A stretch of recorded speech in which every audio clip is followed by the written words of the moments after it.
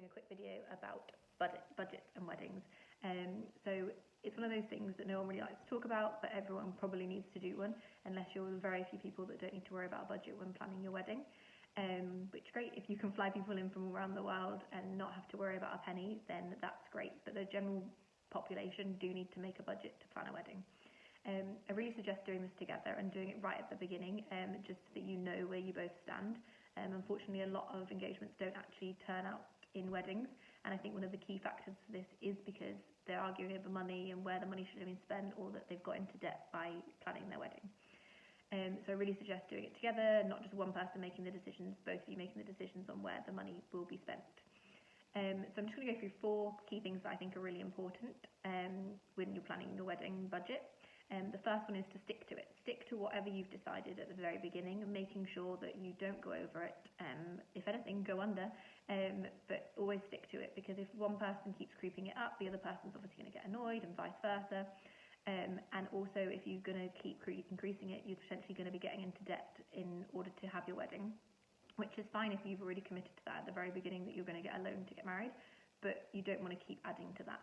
So you don't want to keep putting stuff on credit cards or overdrafts and everything just to be able to add the extra bits and pieces. So whatever you've decided right at the beginning, and whether you've decided to borrow money, that's absolutely fine from the beginning, but just stick to that.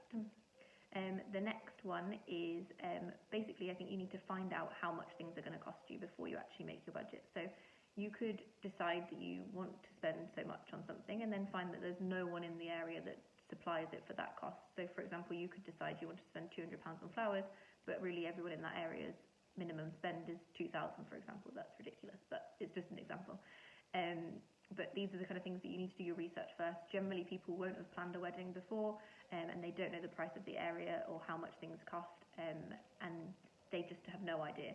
So it's always best to do some research first, find out the kind of average cost of things, and then decide what to put in your budget.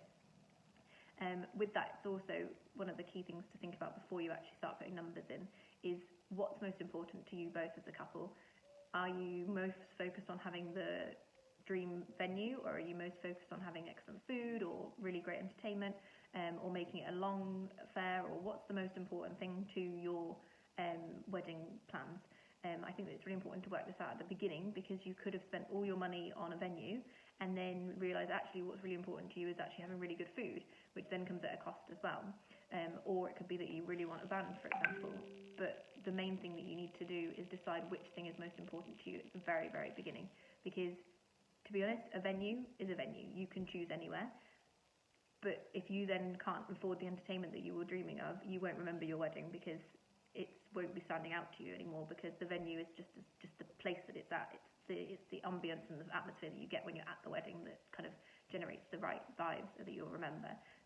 So really just focus on what is important to you, and don't spend all the money in one place. Quickly make sure you think about it first, and think about what's the most important thing. That's my third one. And the fourth one is just to remember that every person you add to your wedding is going to cost you on average about €100 minimum. People think, oh, it's just the food that I need to add on for them, that menu price is however much. But then you need to also think about the drinks that they're going to be drinking whilst they're there. The fact that they potentially need, obviously, a chair, part of a table, linen, so they need a tablecloth, napkin, all those kind of things. If you've added on a few extra people, which means you now need an extra table, you now need to think of new extra centerpieces, and all these things just keep creeping up to add on more to what people, each person, obviously, on your budget is. So whatever you decide at the very beginning, whether you're having 100 people at your wedding, 80 people, 50 people, 120 people, it really doesn't matter. You just need to stick to that. So when your mum or your dad or friends say, oh, have you invited so-and-so? If you haven't, they obviously weren't meant to be invited, and you really don't have to invite them. You can invite whoever you want to your wedding. Just remembering that if you invite that person, do they want a +1, and et cetera, and they keep adding up. And as I said, each person is on average about €100 added onto your wedding. So just think about that before you actually add those people to your wedding party guest list. That's really important. And if all this sounds absolutely crazy to you, and you really don't want to have to deal with it, and especially because you just have no idea, and you're doing a destination wedding and you just have no idea of suppliers or who to contact or anything, it is part of my full planning service that I do offer. budgeting, and I will provide a budget for you that we can work from, or vice versa, you can provide it for me and then we'll work from that.